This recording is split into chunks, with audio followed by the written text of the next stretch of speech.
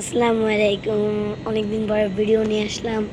আজকে আমরা কলকাতা থেকে চেন্নাই যাব।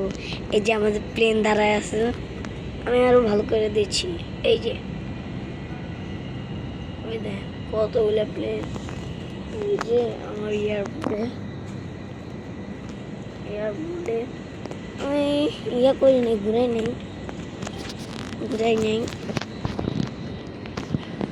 নেই এই যে ইয়াগুলা।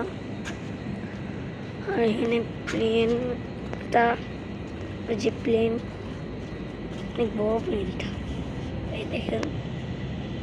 ও ভাই, এটা আগুন।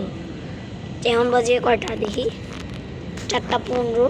আমাদের ফ্লাইট 4:45, তার মানে আরও 2 ঘন্টা অপেক্ষা করতে হবে। ওরে বাবা, এই না আমি লক করবো আপনাদের ইচ্ছা।